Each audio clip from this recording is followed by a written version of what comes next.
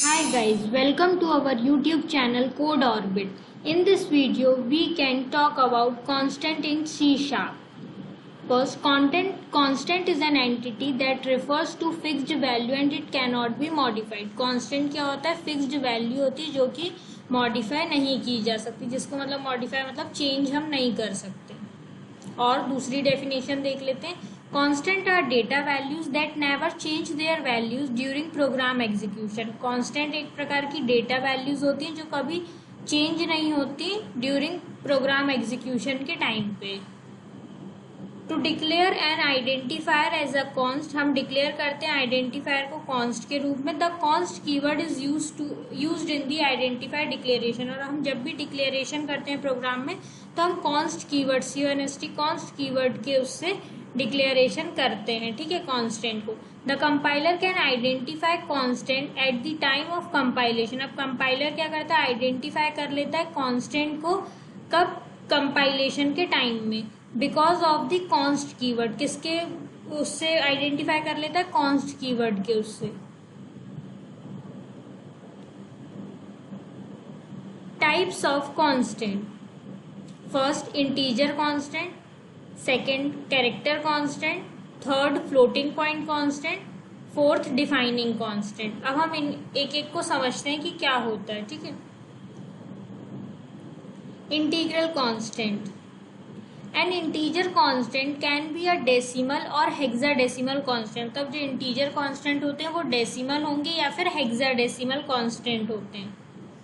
N integer constant can also have a suffix that is combination of you and L. मतलब integer जो constant होते हैं उसका जो सफिक्स होता है वो क्या होता है? कॉम्बिनेशन होता है यू या एल का. ठीक है, यू और एल का. For unsigned and long respectively. अब वो अनसाइंड भी हो सकते हैं और लॉन्ग भी हो सकते हैं. The suffix can be upper case और lower case and can be in any order. अब जो हमारा सफिक्स होगा वो क्या होता है? अपर केस में भी हो सकता है, लोअर केस में भी हो सकता है या फिर कोई भी ऑर्डर में हो सकता है. एग्जाम्पल जैसे देखो 212 215 यू. अब ये यू है तो ये अपर केस में भी हो सकता है, लोअर केस में भी हो सकता है, यू एल का कॉम्बिनेशन भी हो सकता है, कैसे भी ऑर्डर में हो सकता है. ठीक है. दूसरा, character constant. Character constant are enclosed in a single quotes. अब जो कैरेक्टर कांस्टेंट होता है उसको हम क्या करते हैं? सिंगल कोट्स में रखते हैं. तो डबल बैक स्लैश का मतलब क्या होता है? उसका मीनिंग होता है सिंगल एक बार backslash character, backslash एक बार हमें कॉमा दिया तो फिर हम क्या करेंगे? कैरेक्टर हो जाएगा. ठीक है, ऐसे करके ये कई सारे हैं एस्केप सीक्वेंस और उसके मीनिंग दिए हुए हैं. अब हम ज्यादातर कौन से यूज करते हैं? जैसे बैक स्लैश ए का यूज करते हैं एल्टर और बेल के लिए. बैक स्लैश बी का यूज करते हैं बैक स्पेस के लिए. बैक स्लैश एफ का यूज करते हैं फॉर्म फीड के लिए. और बैक स्लैश एन का हम यूज करते हैं न्यू लाइन के लिए. बैक स्लैश आर का यूज करते हैं कैरी रिटर्न के लिए. बैक स्लैश टी का यूज करते हैं हॉरिजॉन्टल टैब के लिए. और बैक स्लैश वी का यूज करते हैं वर्टिकल टैब के लिए. ओके, ये सब जो एस्केप सीक्वेंस दिए ये सब हम प्रोग्राम्स में यूज करते हैं. Floating point constant.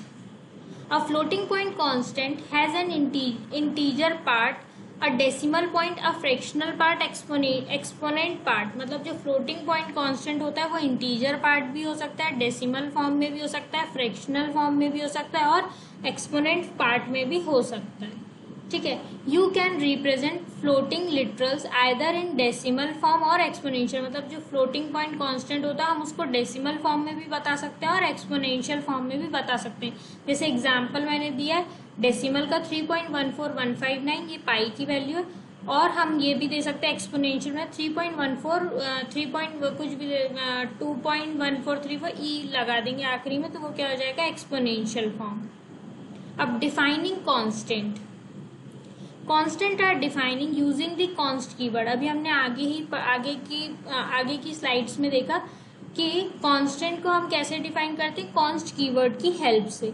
अब कांस्टेंट को हम लिखते कैसे हैं अपने प्रोग्राम में? तो कांस्ट हमने लिखा, फिर उसका डेटा टाइप लिखा, कांस्टेंट का नेम लिखा और इक्वल्स टू उसकी वैल्यू लगा के सेमीकोलन दे दिया.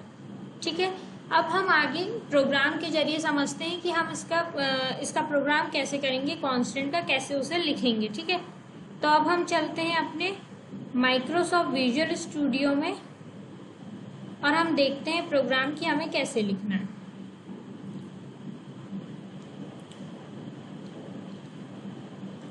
तो मैं यहाँ से क्रिएट कर लेती हूँ प्रोजेक्ट को, नया प्रोजेक्ट क्रिएट कर रही हूँ मैं। यहाँ मैंने कंसोल लिखा, वैसे ही यहाँ पे आ गया console app dot net framework, उस पर मैंने उसको ओपन किया। इधर पे मैंने प्रोजेक्ट का नाम दिया, तो मैं आज कांस्टेंट के ऊपर पढ़ रही हूँ, तो मैंने इसको कॉन्स्ट नाम से मेरे प्रोजेक्ट को सेव कर दिया। ओके, कौन सी ड्राइव में चाहिए मुझे, डी ड्राइव में चाहिए, तो मैंने यहाँ से डी ड्राइव सिलेक्ट कर ली।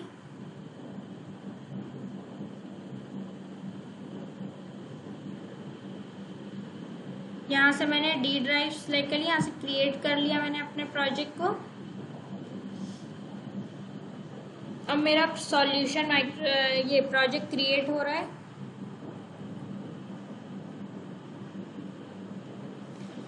अब पहले मैं थोड़ा सा प्रोजेक्ट मेरा क्रिएट हो जाए, उसके बाद मैं थोड़ा सा वो देख लूँगी कि /n/t का यूज़ हम कैसे करते हैं इसमें, प्रोग्राम्स में क्या है वो मैं आपको एक बार करके बता देती हूँ, फिर मैं कांस्टेंट का आपको यूज़ करके बताऊँगी। ठीक है, तो पहले हम लिखते हैं इधर पे console dot right line bracket double inverted comma में मैं लिखूंगी हेलो वर्ल्ड। ठीक है, तो देखो ये तो अपन ने पहले भी क्लास में देखा था, अब हम इसमें देखेंगे क्या थोड़ा सा ट्विस्ट है। कंसोल डॉट रीड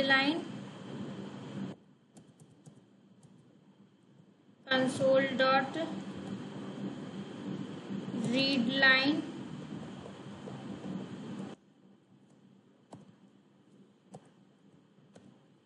ठीक है।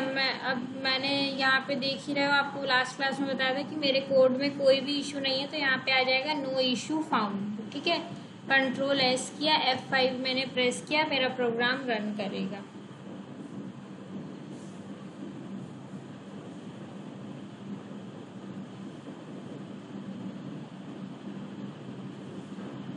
तो देखो यहाँ पे मेरा प्रोग्राम रन कर गया, हेलो वर्ल्ड आ गया। अब मैं देखती हूँ इसमें कि चेंजेस क्या है। अब मैं ये देखती हूँ कि जब मैं /n का या /t का यूज़ करती हूँ तो क्या चेंजेस आएंगे। ठीक है, तो आप लोग देखो एक मिनट। देखो जब मैं यहाँ पे हेलो वर्ल्ड मैंने लिखा और यहाँ पे मैं अगर /n का यूज़ करती हूँ अपने प्रोग्राम में, यहाँ पे अगर मैं /n का यूज़ करती हूँ, /n का यूज़ करती हूँ और मैं लिखती हूँ वेलकम, /n यूज़ करके मैं लिखती हूँ welcome to our YouTube channel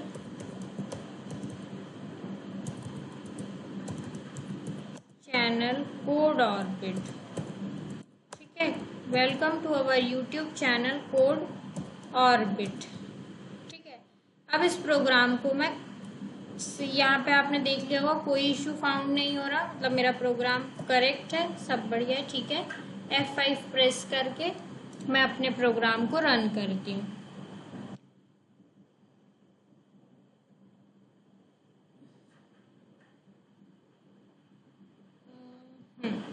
Ctrl+S किया, F5 करो।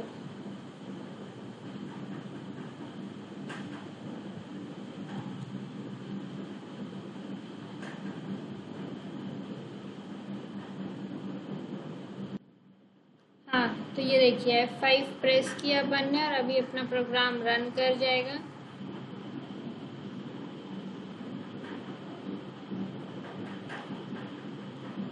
एक मिनट यहाँ से देख लेते हैं।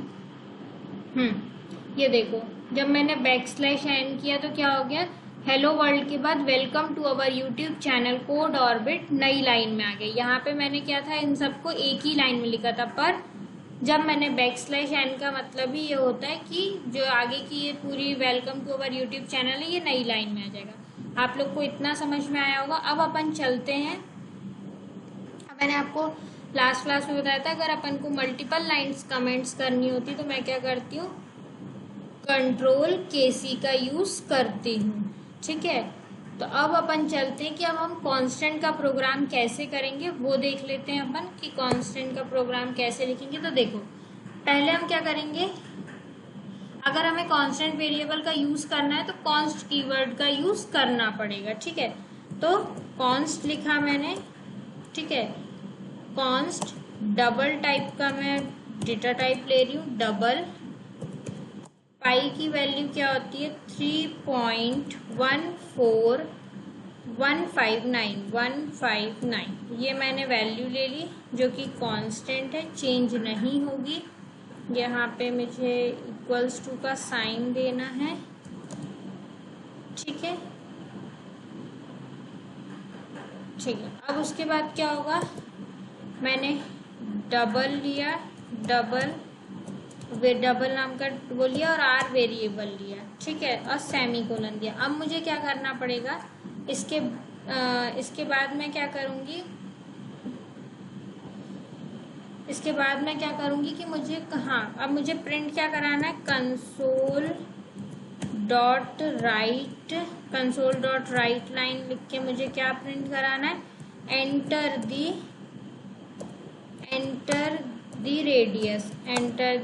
रेडियस। ठीक है,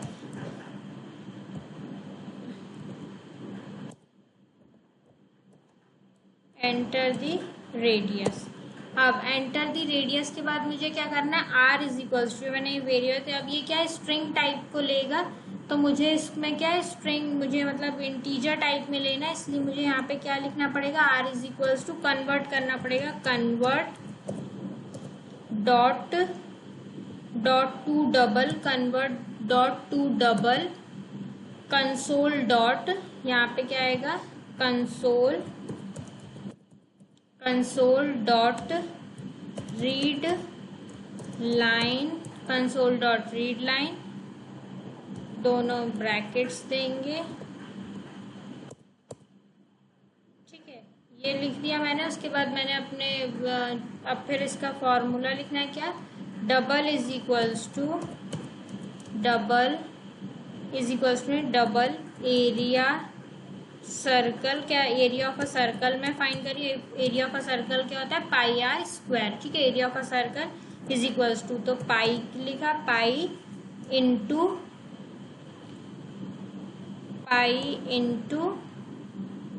r दो बार, πr² होता है, देन सेमीकोलन। अब उसके बाद क्या करना है मुझे, हाँ, फिर प्रिंट करो कंसोल डॉट राइट लाइन,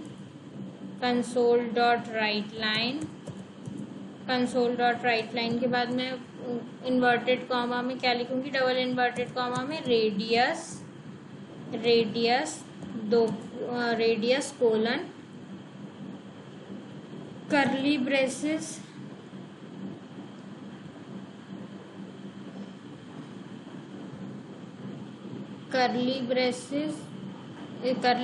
में क्या आएगा, यहाँ पे मैं इंडेक्स नंबर दे रही हूँ, तो रेडियस का इंडेक्स नंबर वो क्या लेगा, 0 इंडेक्स नंबर पे। उसके बाद एरिया कौन से इंडेक्स पे लेगा, एरिया लेगा मेरा 1 इंडेक्स पे। ठीक है, एरिया क्या करेगा, मेरा लेगा 1 इंडेक्स पे। एरिया कितने इंडेक्स पे लेगा, मेरा 1 इंडेक्स पे।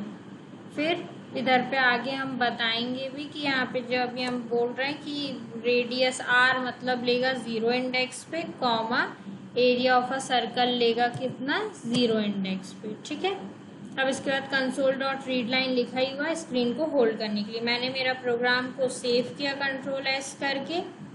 ठीक है, उसके बाद मैंने क्या किया, इसको रन करके देखते हैं। और कुछ मिस्टेक एरर कुछ तो नहीं आ रहा, वो देख लो।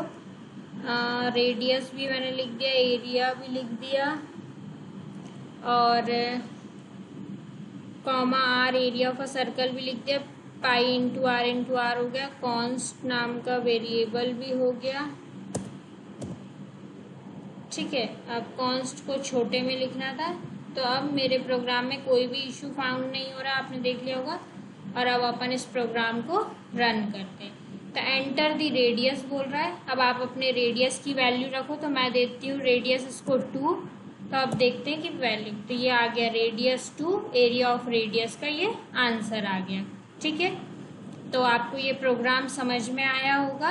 तो अब आप आगे और इस टाइप के कुछ प्रोग्राम करके देखना। एरिया ऑफ अ ट्रायंगल निकालना, एरिया ऑफ अ सर्कल निकाल लिया, और भी आप कई तरीके के प्रोग्राम करके देखना। अगर आपको कुछ भी डाउट हो तो आप प्लीज़ पूछना। Thanks for watching this video. If you liked it, please like, share and subscribe to my channel.